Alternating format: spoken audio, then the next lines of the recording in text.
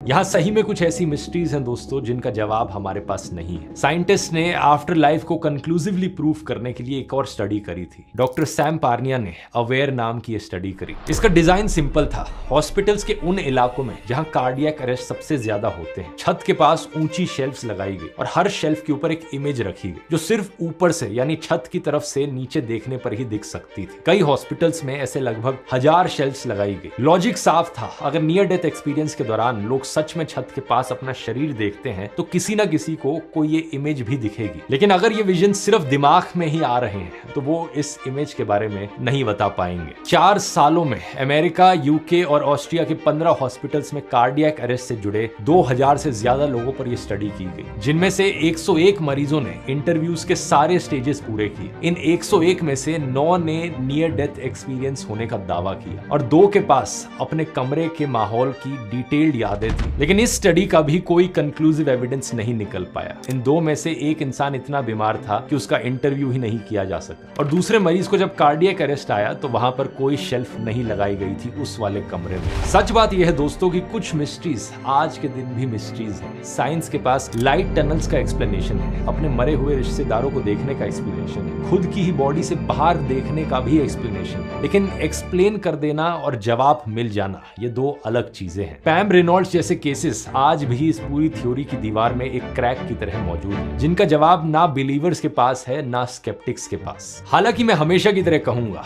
Extraordinary claims require extraordinary evidence, और after life से ज्यादा एक्स्ट्राऑर्डिनरी चीज कोई हो नहीं सकती। इसलिए किसी चीज का अनएक्सप्लेन्ड होना आफ्टर लाइफ का सबूत नहीं होता। एक जमाने में बिजली गिरना भी अनएक्सप्लेन्ड था, उसका जवाब भगवान के गुस्से से नहीं फिजिक्स से निकला। मरने के बाद एक्चुअली में क्या होता है, ये दुनिया का अकेला ऐसा सवाल है जिसका जवाब हर एक इंसान को एक दिन खुद मिल जाएगा। बस बात यह है कि उसको बताने के लिए आज तक कोई वापस आ नहीं पाया है। दुनिया की भलाई शायद इसी में है कि हम स्वर्ग या नर्क का इंतजार करने की जगह अपनी जिंदगी को एक इकलौते मौके के तौर पर देखें कि इसके बाद शायद कुछ नहीं। ऐसा करने से हम शायद फोकस कर पाएंगे अपनी ही धरती को स्वर्ग बनाने पर, क्योंकि यही एक चीज है जो हमें पता है कि फॉर श्योर एग्जिस्ट करती है। आपकी ये जिंदगी, ये जमीन, ये मिट्टी, हमारा प्लेनेट अर्थ।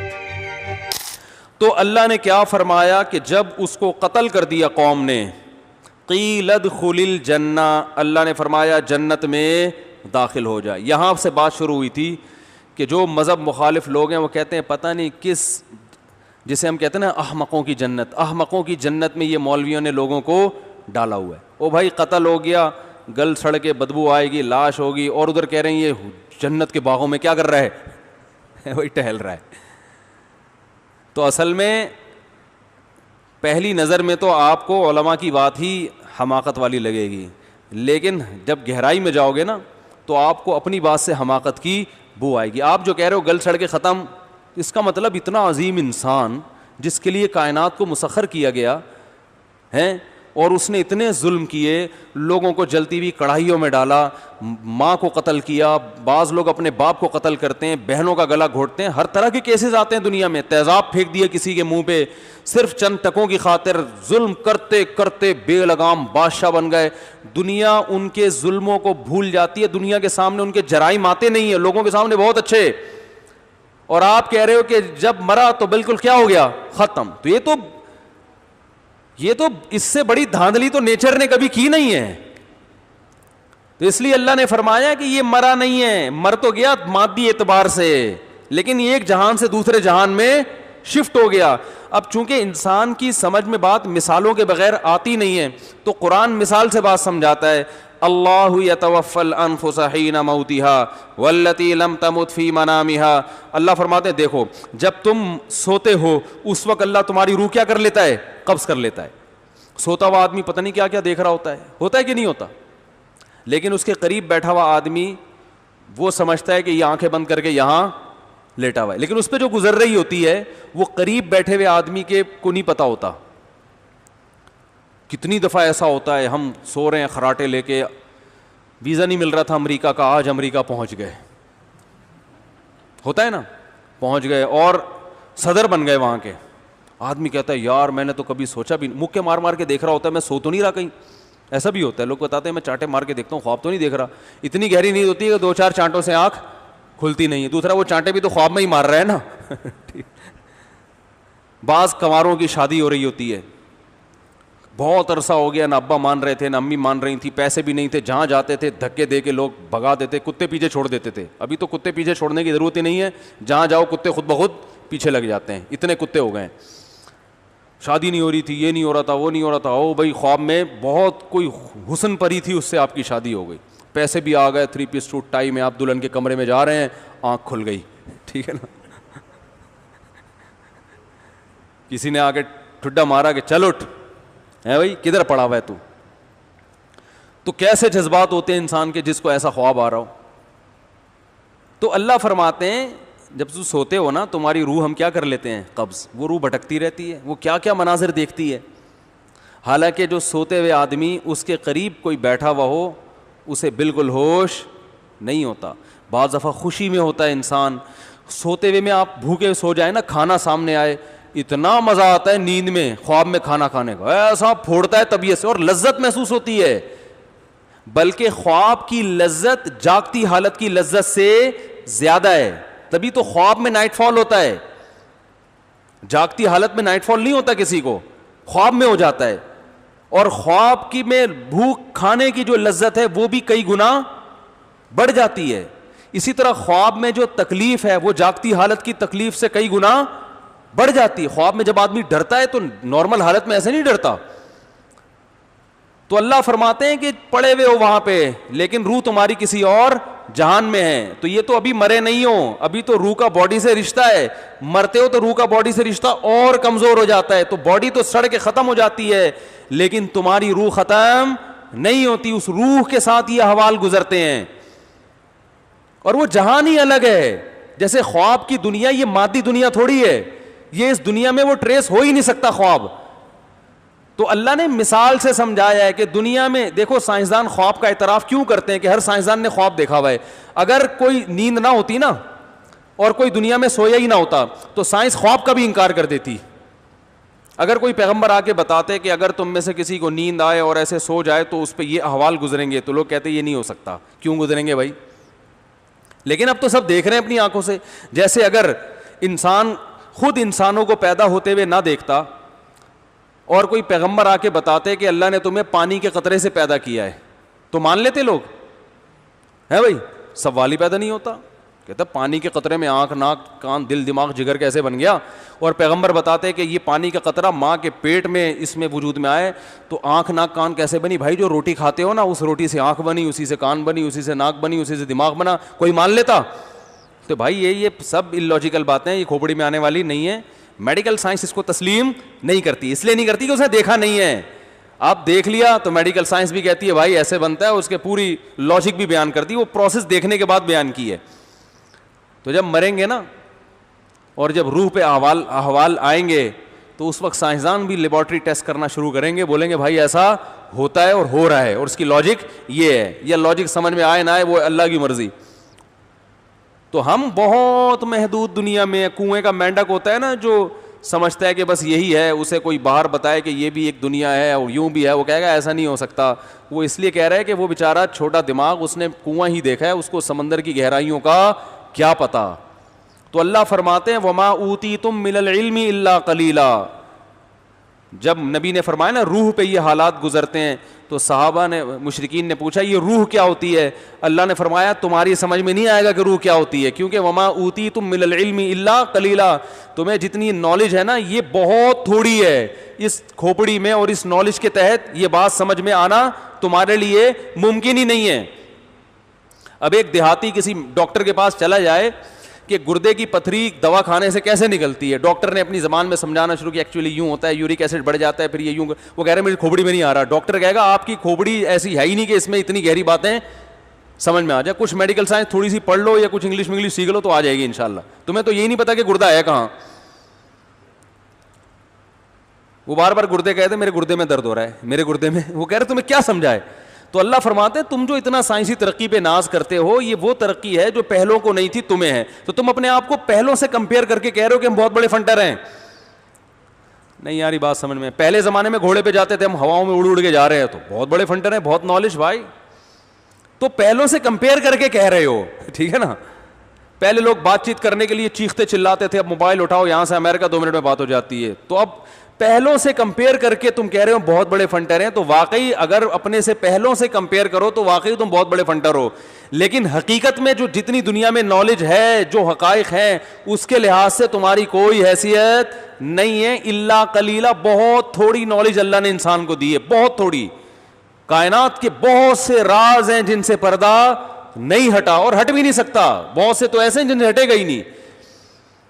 تو اس لیے ہمارے پاس دلیل یا تو مشاہدہ ہوتا ہے یا خبر ہوتی ہے کہ جو ماہر ہے, جو کسی فیلڈ کا ماہر ہے, وہ ہمیں کیا دے دے, خبر دے دے.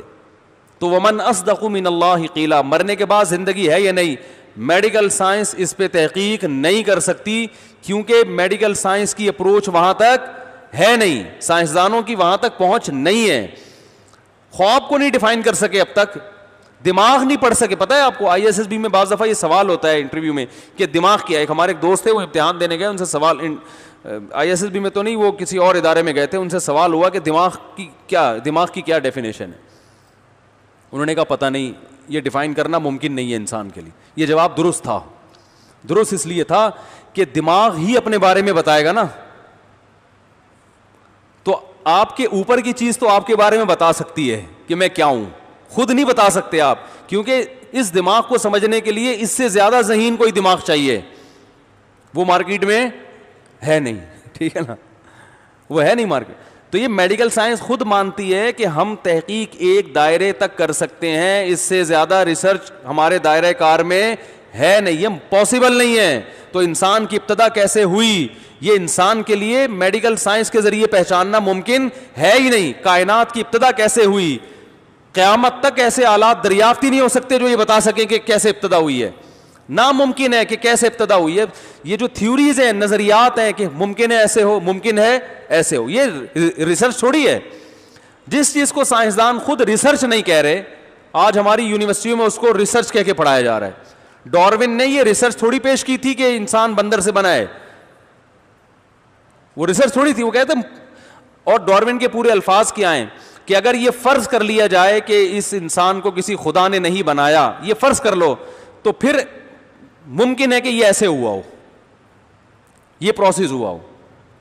تو وہ خود بیچارہ کنفیوز ہے کہ ہوا کیا تھا. اور ہمارے ہاں اس بیس پر خدا کا انکار کر دیا, پیغمبروں کا انکار کر دیا, آسمانی کتابوں کا انکار کر دیا, اور انسان کو ایک مشین بنا دیا. اب جو چاہے کرتے پھرو.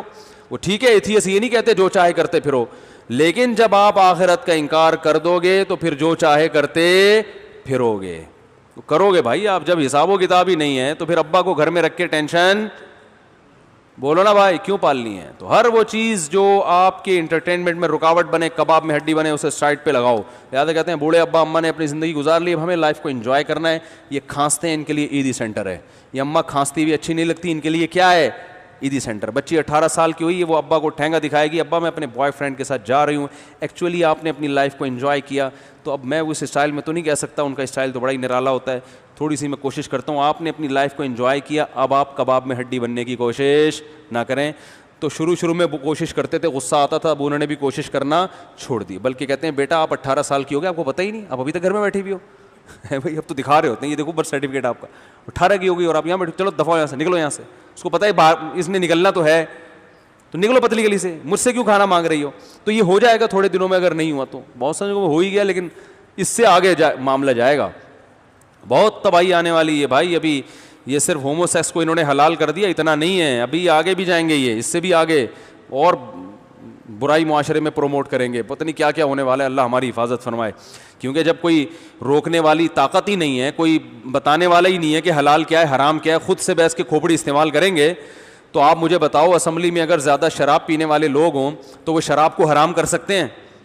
وہ کہہ رہے ہیں یار ہم تو یہاں بیٹھ کے, ہمارا ذہن کام ہی جب کرتا ہے جب ہم پی کے آتے ہیں, تو اگر شراب پہ بھی ہم ڈسکس کریں گے تو 2-3 بوتلیں پی کے کریں گے. تو کہیں گے یار ہم شراب کے ٹاپک پر اسمبلی میں بیٹھے ہیں بات چیت کرنے کے لیے کہ الاؤڈ ہے یا ناٹ الاؤڈ ہے, تو اس ٹاپک پر بات کرنے سے پہلے ذرا 2 بوتلیں ہو جائیں کیونکہ بہت حساس ٹاپک ہے, کہیں گے نا وہ. اب وہ پی کے جب ان کا دماغ حاضر ہوگا, ہاں آپ بتائیں کیا کہنا ہے, تو وہ کہیں گے یار جو پی کے ہم خود اس بات کریں ہم تھوڑی حرام کر سکتے ہیں, تو قوم کا بیڑا غرق ہوگا کہ نہیں ہوگا؟ تو اس لیے اللہ نے کہا قانون سازی انسانوں سے نہیں کرواؤ, یہ تمہاری طرح کے انسان ہیں جو تم پر مسلط ہو گئے ہیں, یہ اپنے مفاد پہلے سامنے رکھیں گے, تمہارے مفاد بعد میں. تو اس لیے قانون اللہ بناتا ہے. اللہ نے جب قانون بنایا تو رسول اللہ صلی اللہ علیہ وسلم نے جب اعلان کر دیا, دیکھو آپ کی کوئی شورا نہیں تھی جو قانون سازی کرتی ہو. نبی صلی اللہ علیہ وسلم کی شورا میں بہت سے صحابہ تھے. اس وقت شراب چونکہ زمانے جاہلیت میں لوگ پیتے تھے اور شراب کی حرمت نازل نہیں ہوئی تھی, اس وقت بھی بہت سے لوگ شراب پی رہے تھے. تو اگر آپ ان سے مشورہ لیتے تو بہت سے لوگ ہو سکتا ہے کہتے ہم کیسے چھوڑ دیں, اوپر سے قانون نازل ہوا فاجتنبوہ, چھوڑ دو اس کو, رجس ناپاک ہے, چھوڑ دو اس کو. تو بس صحابہ نے کیا کیا, بھائی اب اللہ کا حکم ہے, اب ہمارے پاس آپشن ہے ہی نہیں کہ پینی ہے کہ نہیں پینی. سر میں درد ہوتا ہے نہیں ہوتا, فائدہ ہوتا ہے نقصان ہوتا ہے, صحت اچھی ہوتی ہے نہیں ہوتی, یہ ٹاپک اللہ نے ہمیشہ کے لیے بند کر دیا, ختم, نہیں پینی. تبھی آج بھی پوری دنیا میں مسلمانوں میں شراب کا ریشو سب سے کم ہے. تو مرنے کے بعد اللہ نے کیا فرمایا, ایسا نہیں. اور قرآن کا دعویٰ دیکھو, ادھر اس کو شہید کیا ہے, حبیب نجار اس کا نام کتابوں میں لکھا ہوا ہے کہ شہید کیا, دھوبی تھا بیچارہ کہا جاتا ہے. تو اس نے جب تبلیغ کی ہے تو قوم نے اس کو قتل کر دیا. قتل کر کیا ہے, اللہ فرماتے ہیں قیل ادخل الجنہ, ادھر شہید ہو رہا ہے, ادھر کہاں جا رہا ہے, جنت میں. ممکن ہے کسی کو اشکال ہو, جنت تو قیامت کے بعد ہوگی, تو جنت سے مراد یہاں برزخ ہے. برزخ میں بھی ایک جنت ہے, برزخ میں بھی ایک جہنم ہے. جو اصل باغات والی جنت ہے وہ تو آخرت میں ملے گی نا, وہ تو جب میدان حشر میں حساب و کتاب ہوگا اس کے بعد. لیکن حدیث میں آتا ہے کہ قبر جو ہے وہ بھی جنت کے باغوں میں سے ایک باغ یا جہنم کے گڑھوں میں سے ایک گڑھا ہے. تو یہاں وہ والی جنت مراد ہے. تو قرآن کیا کہتا ہے, قیل ادخل الجنہ, اسے کہا گیا کہ جنت میں داخل. جیسے ایک آدمی لیٹا ہوا ہے, جیسے ہی آنکھ لگے اور وہ دوسرے جہان میں پہنچ جائے. تو اب اس کے الفاظ دیکھیں, قرآن کہہ رہا ہے جب اس کو ہم نے کہا نا جنت میں چلے جاؤ, قال یا لیت قومی یعلمون, کہنے لگا ہائے کاش میری قوم کو پتہ چل جائے. یہ منظر اپنی آنکھوں سے دیکھ لے, وہ تو مجھ پہ رو رہے ہیں کہ ہم نے مار دیا اور ناکام ہو گیا. یہ اتنا سا فرق ہے آنکھ بند ہونے کا. کاش میری قوم اس جہاں میں ذرا جھانک کے دیکھ لے. جیسے ایک آدمی سوتے ہوئے دوسرے جہاں میں پہنچ جائے اور ایک منظر دیکھے تو اس کی تمنا ہوتی ہے کاش میرے گھر والے آ کے یہ منظر بھی دیکھ لیں. خواب میں تو انسان کو پتہ نہیں ہوتا نا میں خواب دیکھ رہا ہوں, لیکن جب مرے گا اور برزخ میں جائے گا تو اسے پتہ ہوگا کہ میں دنیا کے جہاں سے برزخ میں شفٹ ہو گیا ہوں, اسے پتہ ہوتا ہے. تو کہے گا, وہ قرآن کے الفاظ ہیں, یا لیت قومی یعلمون, کاش میری قوم یہ منظر اپنی آنکھوں سے دیکھ لے. بما غفر لی ربی وجعلنی من المکرمین, کہ میرے رب نے کیسے میری مغفرت کی, شہادت کی وجہ سے میرے گناہوں کو معاف کیا, اور وجعلنی من المکرمین, مجھے جو عزت دی. مکرمین کا معنی پروٹوکول آج کی لغت کے اعتبار سے, جو خدا کی طرف سے مجھے پروٹوکول مل رہا ہے, کاش میری قوم دیکھ لے تو سارے مسلمان ہو جائیں. وہ تو پڑے ہوئے ہنس رہے ہیں کہ ہم نے مار دیا, بڑا فنڈر بنا پھرتا تھا, اور دیکھو ادھر خون نکلا ہے, ادھر روح قبض ہوئی ہے, اور ادھر جنت کی بہاریں. وہ کہہ رہے کاش. لیکن اللہ کا قانون کیسا ہے, اللہ اس جہاں کے پردے اٹھا کے ادھر دکھاتا نہیں ہے. اللہ کو پتہ ہے ایک جھلک دکھا دوں نا یہ سارے مسلمان ہو جائیں. ایک جھلک اگر اس جنت کی دکھا دوں تو یہ سارے کیا ہو جائیں. تو اللہ نہیں چاہتے کہ دکھائیں, اللہ کہتے ہیں غیب میں ہے. تم یا تو ایتھیس کی بات سنو جو کیلکولیشن کر رہے ہیں, ٹھیک ہے نا, ڈاروین کی تھیوری اور فلانے کی تھیوری سن کے زندگی برباد کر دو اپنی, یا میری اور پیغمبروں کی بات مان لو. میں نے جو پیغمبر بھیجے, موسیٰ علیہ السلام نے بھی یہی کہا جنت ہے, آدم علیہ السلام نے بھی یہی کہا جنت جہنم میں. آج بھی تورات و انجیل میں دیکھو بہت سی آسمانی کتابوں کی باتیں صحیح بھی ہیں. آسمانی کتابیں جو ہمارے پاس تورات و انجیل ملتی ہے ساری تحریف شدہ تھوڑی ہے. کسی کتاب میں تحریف ہوتی ہے تو کچھ اصل رہ جاتی ہے, کچھ تحریف ہو جاتی ہے. تورات میں آج بھی داڑھی کے بارے میں لکھا ہوا ہے کہ اللہ نے موسیٰ علیہ السلام کو کوہ طور پہ بلایا اور کہا کہ اپنی قوم کو کہہ دیں کہ داڑھی مت کٹانا. یہ آج بھی تورات میں لکھا ہوا ہے. تبھی یہودی داڑھی, بولو نا بھائی, نہیں کٹاتے اور بڑی داڑیاں رکھتے ہیں. تو بہت سی آسمانی کتاب میں جو ہے نا وہ ان کی, اور جنت جہنم کا تذکرہ تو ہر آسمانی کتاب میں بار بار ہے کہ آگ بنائی اللہ نے نافرمانوں کے لیے, اور باغات بنائے اللہ نے فرما برداروں کے لیے. تو یہی موسیٰ علیہ السلام کی دعوت, یہی عیسیٰ علیہ السلام کی دعوت, یہی ابراہیم علیہ السلام کی, اسماعیل علیہ السلام کی, نوح علیہ السلام کی, سارے پیغمبر جو سچے تھے, اور آخری نبی محمد صلی اللہ علیہ وسلم کا بھی یہی دعوت, وہ بھی سچے, ان کا بھی یہی دعویٰ. تو ہم اب یا تو بھائی ان لبرل لوگوں کی بات مان لو جو نہ اللہ کو مانتے ہیں نہ عبادت کو مانتے ہیں, بس وہ کہتے ہیں کچرا تھے اور مر کے کیا بن جاؤ گے, کچرا, لہذا وہ کہتے ہیں انٹرٹینمنٹ, اور پھر انٹرٹین بھی نہیں کر پاتے. تھوڑا جب ذرا سا بڑھاپا آتا ہے تو تکلیفیں جب آنا شروع ہوتی ہیں تو حوصلہ دینے والی کوئی چیز بولو بھائی نہیں ہے, کیونکہ جب دنیا مزے کے لیے ہے تو مزے تو سب کو دنیا میں ملتے ہیں نہیں, جن کو ملتے ہیں ان کو بھی پورے نہیں ملتے, وہ مزے ہر وقت کرکرے ہوتے رہتے ہیں. صحیح ہے نا. تو ان کو کوئی چیز تسلی نہیں دیتی, خودکشیاں کرتے ہیں یہ لوگ کہ کچرا ہی تھے, جب ٹینشن میں آئے تو مار کے ختم کر دو اپنے آپ کو. اور جو آخرت پر ایمان رکھتا ہے ان کے واقعات اللہ نے بیان کیے پیغمبروں کے. یعقوب علیہ السلام سے بیٹا چھن گیا, روتے رہے ساری زندگی, ناشکری کا ایک لفظ زبان سے نہیں نکالا. اسی میں خیر ہے, کوئی بات نہیں, دنیا مسافر خانہ ہے. اور جب بیٹا مل گیا تو ساری شکر کی باتیں, میرے رب نے یہ بھی احسان کیا, میرے رب نے یہ بھی احسان کیا. تو بتاؤ زندگی کو صحیح انٹرٹین وہ لوگ کرتے ہیں جو مذہب کو نہیں مانتے, یا وہ لوگ کرتے ہیں جو مذہب کو مانتے ہیں؟ وہ صحیح انٹرٹین کرتے ہیں.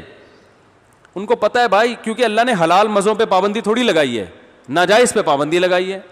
اور جو قدرت کی طرف سے آزمائشیں آتی ہیں وہ تو دینداروں کے ساتھ بے دینوں پہ بھی آتی ہیں. بھائی ایکسیڈنٹ میں تو بے دین بھی مرتے ہیں اور دیندار بھی. وائرس آیا ہوا ہے تو جہاں نمازی لوگ مریں گے اللہ نہ کرے تو وہاں بے نمازی بھی تو مریں گے نا. کیا ہو گیا بھائی؟ تو جو آزمائشیں آتی ہیں وہ تو سب کے پاس آتی ہیں. ہم پہ جب آزمائش آتی ہے تو ہمارے پاس تسلی کی چیزیں ہیں.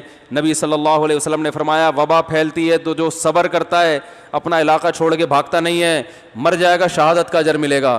ہمارے پاس تسلی ہے, آپ کے پاس تسلی کی کوئی چیز نہیں ہے. آپ قوم کو بتاؤ گے کہ بھاگو نہیں, خود پتلی گلی سے بھاگنے کی پوری کوشش کرو گے آپ کہ میں کیوں مروں.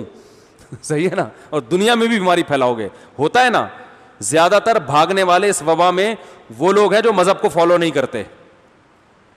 سمجھ میں نہیں آ رہی بات؟ زیادہ تر وہ لوگ ہیں جو مذہب کو فالو نہیں کرتے, وہ بھاگتے ہیں. انڈیا میں بہت کئی سال پہلے ہم چھوٹے بچے تھے, طاعون پھیل گیا تھا, اتنے لوگ غیر مسلم وہاں سے بھاگے تھے نا طاعون سے. مسلمانوں میں بھاگنے کا ریشو کم تھا بہت, ان کے پاس نبی کی تعلیمات ہیں, صبر صبر. صحابہ میں جب طاعون پھیلا بہت سارے صحابہ کا انتقال ہوا تو کوئی ڈپریشن میں نہیں گئے. انہوں نے کہا کوئی بات نہیں بھائی, اللہ اسی طرح سے اٹھا رہا ہے تو اٹھائے گا. تو خوش ہوتے تھے, اسی میں اجر ملے گا. تو انٹرٹین بھی حقیقی معنی میں کون کرتا ہے بھائی لائف کو؟ مذہب والے لوگ ہی کرتے ہیں. تو یہ پابندیاں جو اللہ نے مذہبی لوگوں پہ لگائی ہیں, یہ کچھ پابندیاں ہیں جو وہ عمل کرو گے. جیسے ڈاکٹر مریض کو کہتا ہے کہ کچھ چیزیں آپ کی صحت کے لیے نقصان دہ ہیں وہ چھوڑ دو, تو جو نقصان دہ نہیں ہے وہ پھر کھاتے رہو ساری زندگی. لیکن مریض کہتا ہے نہیں میں پابندیوں پہ عمل نہیں کروں گا, میں سب کچھ کھاؤں گا. تو کہتا ہے ٹھیک ہے پھر تھوڑے دن سب کچھ کھاؤ, تھوڑے دن بعد کچھ بھی کھانے کے قابل نہیں رہو گے. شوگر کا مریض کہہ رہا ہے میں تو لڈو کھاؤں گا, میں تو رسگلہ کھاؤں گا, یہ نہیں بتاؤں گا. یہ شعر ہے, یہ شعر ہے, یہ ویسی ذہن میں بعض دفعہ آ جاتا ہے. تو میں تو لڈو کھاؤں گا, میں رسگلہ کھاؤں گا, میں یہ بھی کھاؤں گا, میں وہ بھی کھاؤں گا. اب کوئی ڈاکٹر آ کے کہہ رہا ہے نہیں کھا بھائی, تو سموسے کھا لے, تو پکوڑے کھا لے, ٹھیک ہے نا, تو تکے کھا لے, تو یہ کھا لے, لڈو نہیں کھا. اگر میٹھا کھانا ہی ہے تو ایسے وہ کیا ہے یار, وہ ڈائٹ بوتلیں آتی ہیں نا, پیپسی یہ والی پی لے, تو شوگر فری پیپسی پی لے, اس میں بھی میٹھا ہوتا ہے لیکن چینی والا میٹھا نہیں. نہیں میں تو وہ والا میٹھا کھاؤں گا, چینی والا میٹھا کھاؤں گا. تو کھا لے پھر, تو کھا لیا, مدذل ہو لا لیا, جو ملا کھا لیا. اس کے بعد تھوڑے دن کے بعد جو چیزیں ڈاکٹر نے کھانے کا مشورہ دیا تھا نا وہ بھی کھانے کے قابل نہیں رہے گا. شوگر سے گردوں پہ اٹیک ہوگا, گردے خراب, شوگر سے تو بہت جلدی اٹیک ہوتا ہے گردوں کے اوپر, گردے خراب ہو جائیں گے, بی پی ہائی ہو گیا, گردے کی ایسی کی تیسی, بلڈ پریشر ہو گیا. اب تو ایک بیماری دیکھو ایک 100 بیماریوں کو کھینچ کے لاتی ہے. آنکھوں کا مسئلہ کھڑا ہو جاتا ہے شوگر کے مریض کے ساتھ. ڈاکٹر کہہ رہا تھا کہ بھائی تو ابھی لڈو چھوڑ دے, دیکھ جو چاہ. کہہ رہا نہیں میں تو کھاؤں گا, میں تو پابندیوں پہ عمل نہیں کرتا. تو کھا لیا, اب دیکھنے کے قابل بھی نہیں, آنکھوں کی بینائی جا رہی ہے, ہڈیاں وہ سیدھا ہو رہی ہیں. تو یہی حال ہے کہ یہ جو لبرل لوگ ہیں, جو اللہ کو نہ ماننے والے لوگ ہیں, یہ کہتے ہیں موج مستیاں کرو, زندگی انٹرٹین کرو. تو تھوڑے دن تک تو بہت انٹرٹین کرتے ہیں, اس کے بعد کچھ بھی انٹرٹین کرنے کے قابل نہیں رہتے, ٹینشنوں میں. اس لیے کہ بار بار موت کا تصور, مرنا ہے, جانا ہے. پھر بڑھاپا تو سب سے بڑا عذاب ہے.